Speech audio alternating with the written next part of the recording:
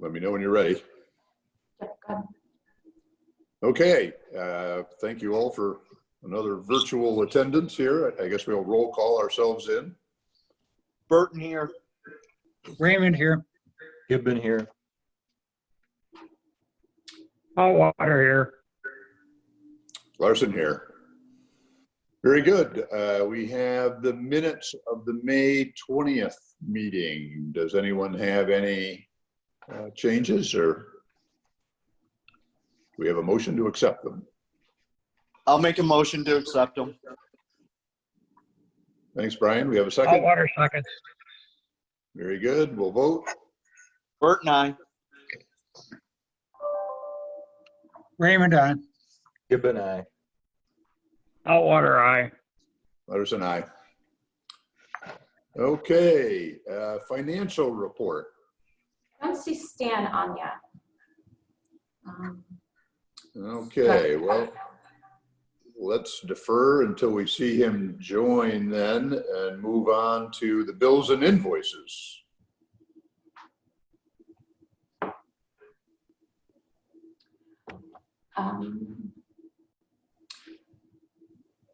This NBT insurance amount, Carrie. Yep, that just came up. That is our liability insurance. It covers our directors and officers. It was up for renewal.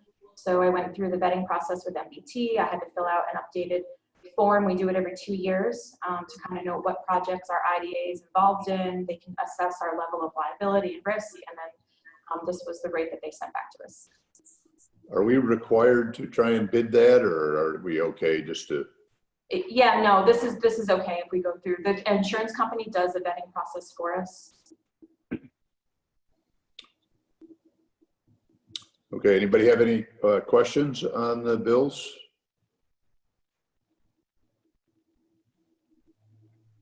Do we have a motion? Water move. Thanks, Wayne. And we have a second? Burton, second. Very good, and we'll vote. Burton, aye. Raymond aye. Gibbon, aye. Water aye. Larson, aye.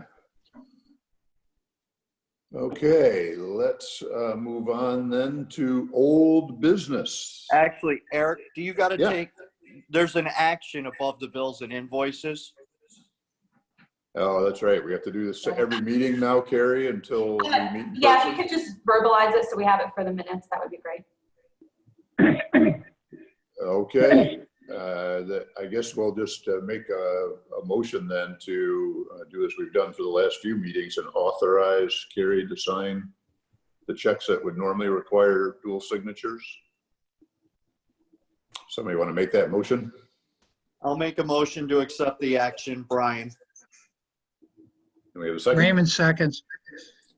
And we'll vote. Burton, aye. Raymond aye. Gibbon, aye. Water aye. Larson, aye. Okay, thanks for catching that, Brian. Old business, guidelines for energy projects. Okay, so this was just an update. I am working on pulling together some of those FAQs that you had asked for. NYSERDA has a very nice 200-page, 250-page booklet out that they've updated regarding energy projects. It goes through wind and solar and a lot of common practices that they're seeing across the state, where the state comes in versus where the local municipality comes in. So I've started going through that and highlighting sections and pulling out information that I think will be relevant to us. So I hope to have this sort of a streamlined FAQ for you to look at by our next meeting. So I just want to let you know that I am working on that. Oh, good. Yeah. It's a very extensive document. I can send it to all of you if you'd like to, some nice light reading. 150 pages about solar, it'll, you know. We're all sitting at home with nothing to do. That'll be some light reading. Right. So I'll just move on, Eric, if that's okay. Yep. Okay. So the FEMA disaster grant, we have hit a snag. I contacted Eric about this a couple weeks ago. FEMA's interpretation of these projects is that they're the last money in. And because of our relationship with the railroad, their people came back after looking at the project and all the applications and the information we've submitted, and they said, why isn't the insurance company covering this? So I reached out to Melanie at the railway to ask that question, and she said it's not that their insurance company won't cover it, it's that the deductible is so high, it's not worth putting through their insurance. Just to remind you, the entire project for the Chenango County portion of the damage is $16,000. So I don't think FEMA is going to cover this. It's an insurance project. They're not in the business of covering, you know, the deductible part of this. If the insurance company is covering it, their feeling is that it should go through insurance. So I don't think we're going to be able to get FEMA money for this. It's a very small project. It's very minor. I don't think this is going to hang up the entire process. It's going to be, I mean, the railroad was already making these adjustments and changes before this happened last October. I'm trying to get a definitive yes or no from FEMA if they're going to cover the deductible, but my feeling on it right now from the last conversation I had with them is that they are not going to. They feel like this is insurance, it should go through the railroad. Gary, are you talking directly with FEMA, or are you talking with the state representatives?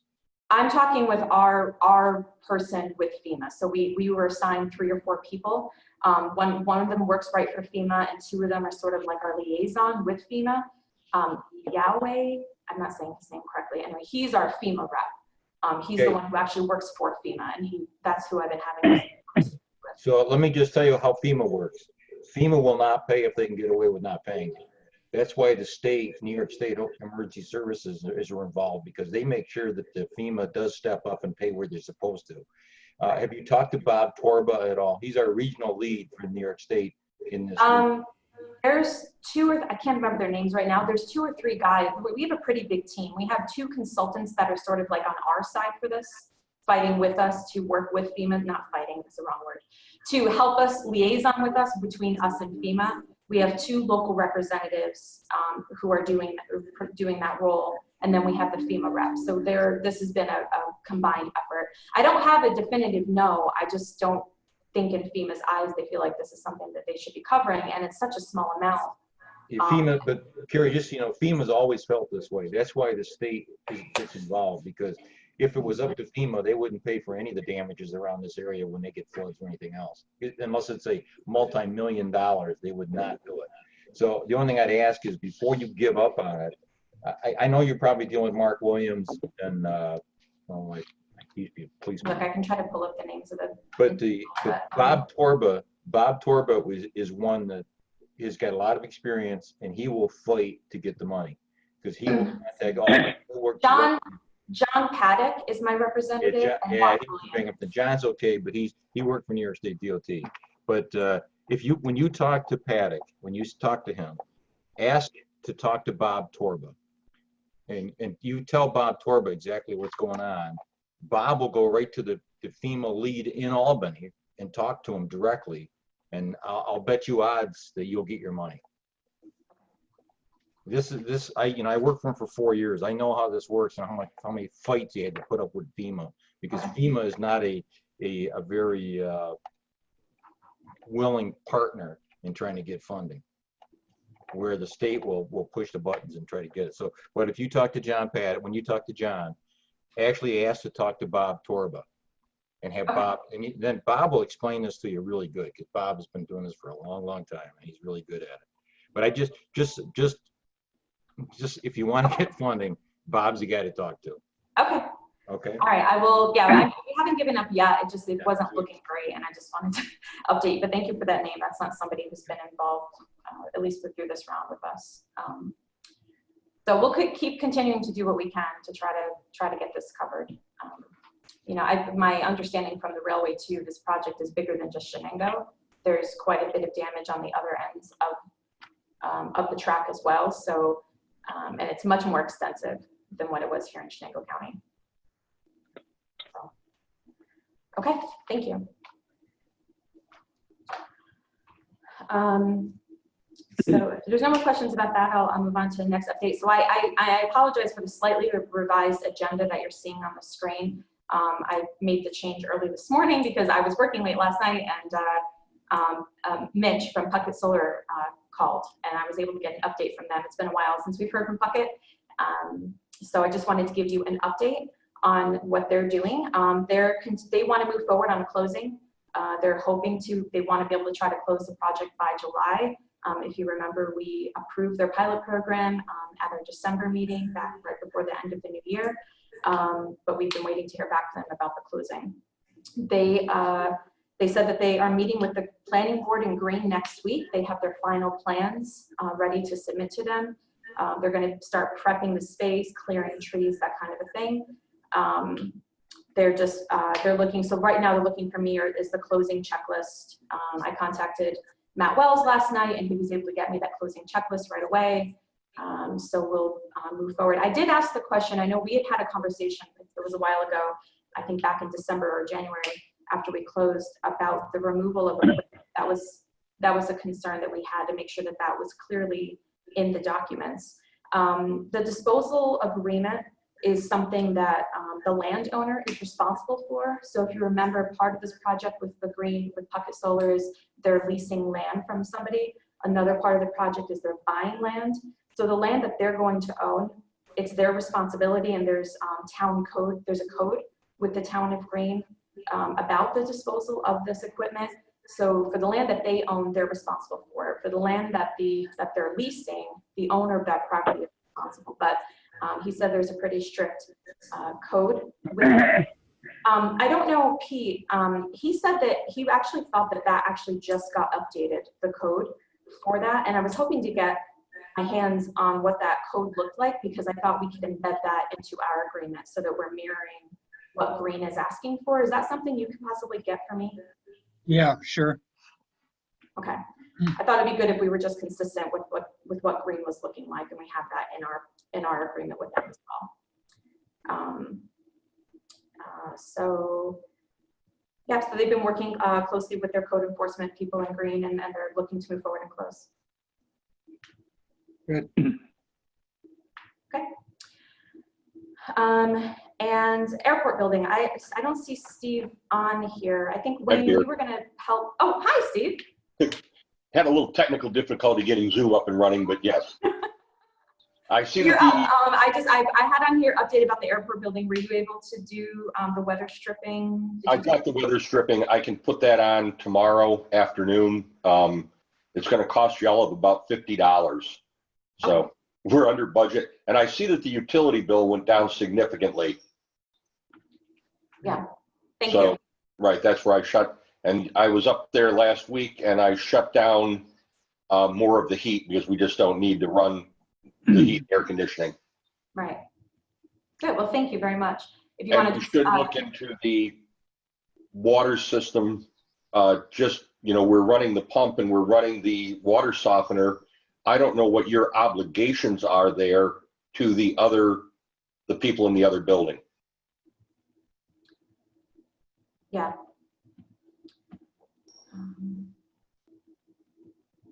And I don't know that either. Steve, you want some help tomorrow, or are you all set? Randy, it's a aluminum guide, you just Slides in. just plug it in, so there's nothing to it. Okay. Today's my birthday, so I'm taking the rest of the afternoon off. Happy birthday. Tomorrow I've got 3 meetings in a row with Morrisville, and then I'm gonna go down and do that. Well, happy birthday. Thank you. If you want to just get me a receipt and we'll get you reimbursed. Yeah, Okay. Thank you for doing that. don't mind at all. All right. And no movement yet on possible renters. I'm still continuing to vet that. Hoping we'll get somebody in there we're working on. All right. Eric, I sent a quick email to Stan. He hasn't responded yet. I'm not sure. He's showing up on our Mail participants for list. what? Oh, there you are. I'm here. I didn't see you jumped on. Hi. I Okay. only see like eight bubbles here. Yeah, it was 8:04 I logged on, so, Well, you're getting a nice update on our old business. yeah. Well, right. let's move back then to Stan and do the financial report.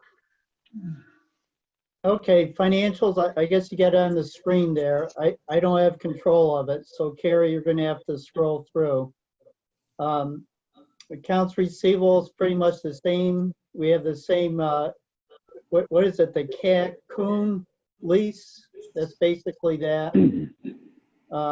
Prepaid is the same as the end of the year. We keep these consistent.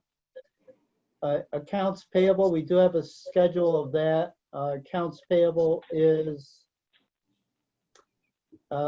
looks a lot of it is the legal fees to the attorney that we're awaiting a bill for in 2017. So But we did make, Stan, we do have to, I have to talk to Kathy Jo about that because we made that resolution last month to move that out. I don't know why it's still sitting there, so. okay, so Kathy Jo didn't move it out. Yeah. So send her an email and she'll do the adjustment. So that's being moved out. That would not, we would just adjust the prior year income. That won't be income for the current year. Let's see, what else is there? Fund balance, we have a net activity of approximately down $15,000. Let's see. Page 2, that's the lease. Page 3, that's the payables. Statement of activities, page 4. Obviously, the not having rent come in has affected the budget. We're down $17,000 in total revenue.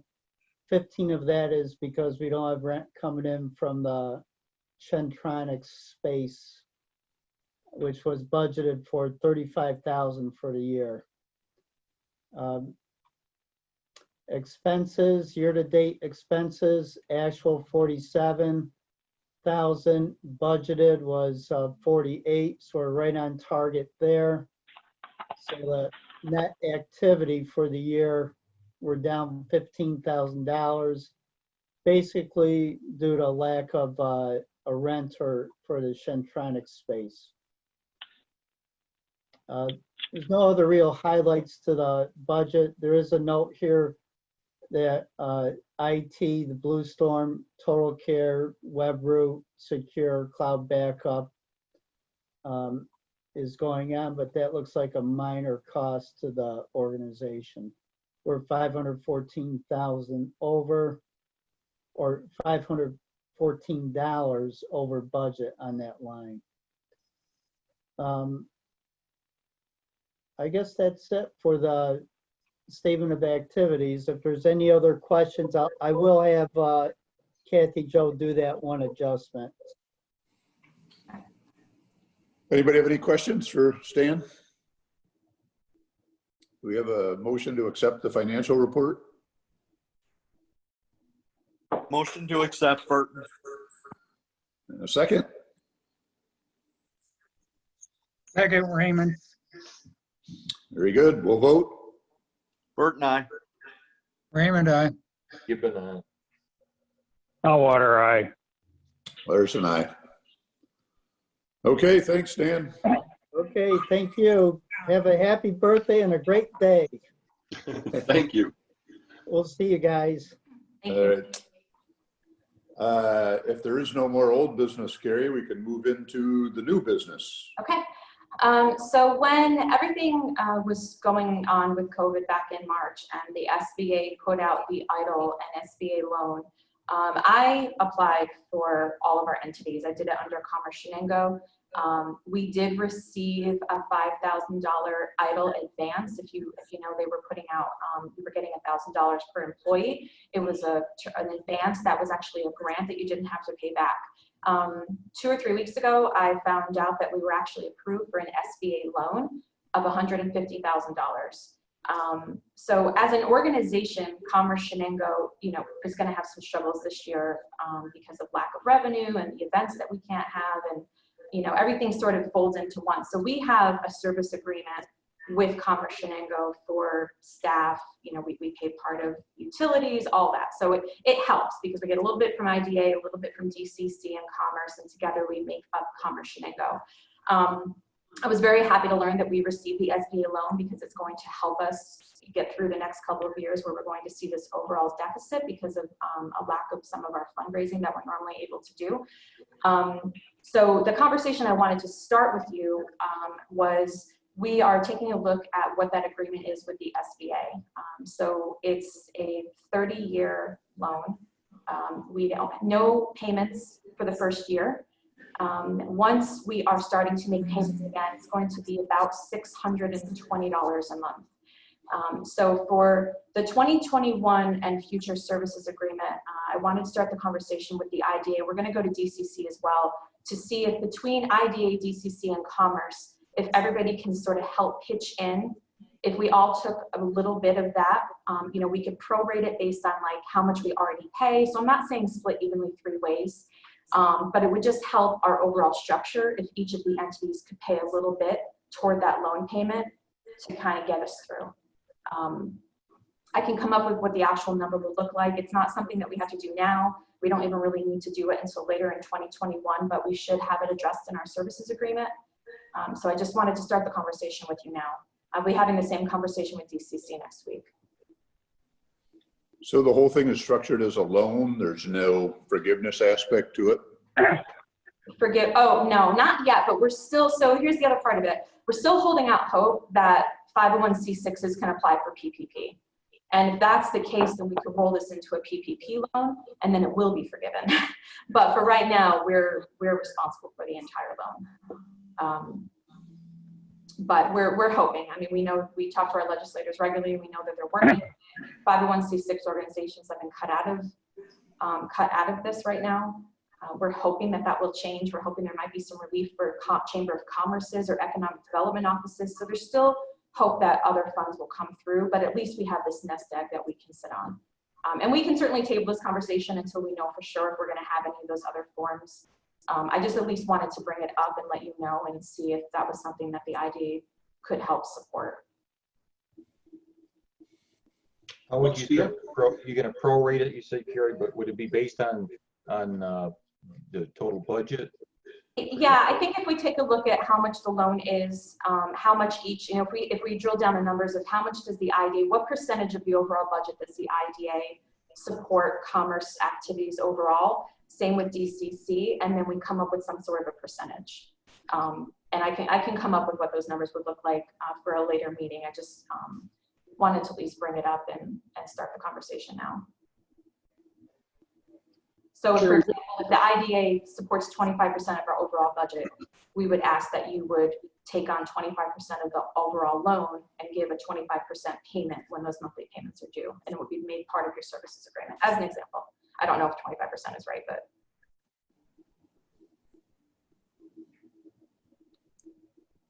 We have questions from people? What's the interest rate on that loan? 2.4. 2.4, okay. Just curious. It's pretty low, 2.2, Yeah. 2.4.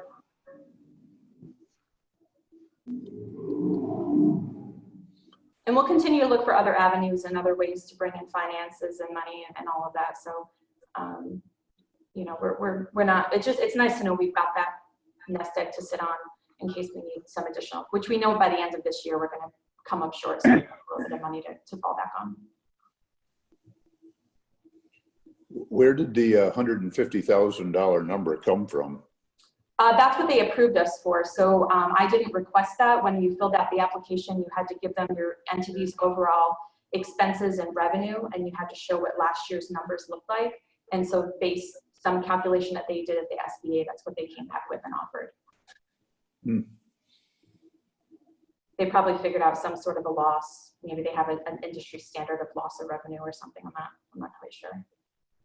Have we done any calculation on our end to find out what we think our shortfall will actually be? No, not yet. Not yet. As far as the IDA goes, you mean the IDA specifically or commerce overall? Well, I mean, overall, Yeah, so we're actually reworking the budget right now. So we have a Commerce Board meeting in July. And so Eric, you'll be on that. We're reworking a budget. We're gonna send out a new revised budget based on Q3 and Q4 projections. As far as the IDA goes, I think our budget will be fine. The only issue that you know about is we don't have the airport building rented, so we're losing revenue there. So, this money that we brought in for commerce is for all of our entities. So if at the end of the day, any one of our entities that come up short because of COVID-related issues, we have some money to help supplement that. Right now, we've put the money into our money market account as a reserve, and we're not going to use it until if and when we need to. Yeah, I assume it would be prudent to not Yeah. take any more of the money than we genuinely feel like we need. Right. And we're continuing to move. I mean, we're looking at our programming for the rest of the year, right? I had a meeting with Mary yesterday to look at overall projects we could do. We're taking a look at some grant opportunities that we might be able to take advantage of that will help all of the entities. So, we've got this cushion, we've got this nest egg, it's great. But we're going to continue to move forward and try to find other ways to help supplement our lost revenue and our programming overall. We also know that, going into 2021, the county has already told us because of, what's happened. We already, even before COVID, because of the Medicare costs and how much the county is going to have to pay forward next year, we were all already told that our budgets for next year are going to be cut. And some of what we do, our economic development support, a chunk of that comes from the county. So this is just good planning, future forward, to look for other ways to bring in revenue to help support our economic development initiatives. Yeah, I think we just want to make sure that this will obviously be an overhang in future years, and we need to be aware of that and plan for it. If we're going to have funding sources that aren't going to be available to us or are going to be at a reduced level, we need to know how we're going to compensate. Otherwise, we'll just have a future year where we have the same problem, but now we've got a debt to go with it. Right. So if you're okay with it, for the next meeting, I can try to drill down more of those numbers of what that percentage might look like. Like I said, nothing we have to make a decision on now or even this year. When we start in the fall talking about our 2021 services agreement, I would like to bring this back, talk about it again and see if it's something you're willing to take on. Okay, any other questions for Carrie about that topic?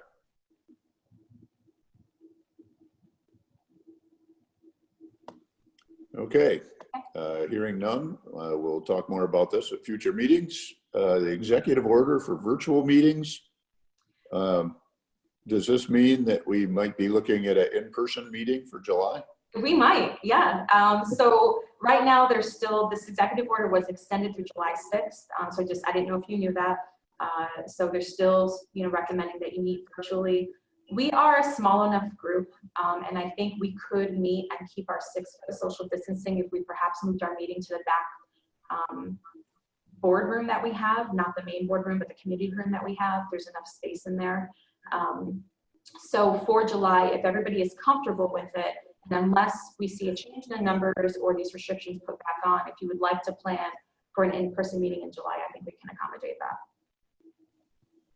But I don't, I want to be respectful of everybody's feelings. And, if you're not comfortable with it, yeah, we could also offer a hybrid. Those of you who are willing to come in person, you can. And if you really are not comfortable yet, we can also have the Zoom meetings set up. But I'm fine to keep meeting this way too, if you're okay with this. I want to at least have the conversation. Does anybody have thoughts on staying in this format versus moving to in-person again? Water, I would be in favor of a person. Are we going to be wearing masks? You would need to wear masks as you come in, but then we will have the room set up where every chair would be set 6 foot apart at a minimum. So once you were, kind of like when you go to a restaurant, once you're seated, you can take your mask off. Okay. As long as we maintain social distancing. For some of us, Wayne, wearing a mask is an improvement. Yeah, I know, Randy. Me too. Yep, and we would ask that everybody uses the back door only. We've had our doors locked to the public, so we would ask everybody use the back door only. We would still not allow the public into the meeting, but if we were in person, we could live stream the meeting again. Right now, we've been recording it and then uploading the recording to our YouTube channel. So, you know, we could say that while we're not allowing guests, we are going to live stream. And so at least everything that we're doing is happening in real time. I think we still don't want to let the general public into our space yet. Gary, let me just ask Wayne a question. What's the, because we still can't meet with the traffic and safety board, so, you know, for personal meetings like that in person, but what are you hearing from the county level on how soon before Chenango County will open up their department or open up their meetings again? I haven't heard, Randy. I'm going to call a chairman today and find out, because I think we should be opening up here by the end of the month, but I don't know that for sure. Randy, the planning committee this past week was like a dual meeting. It was kind of in person and on conference call. So it sounds like they're starting to move that way. Okay, sounds good. Thanks, Shane.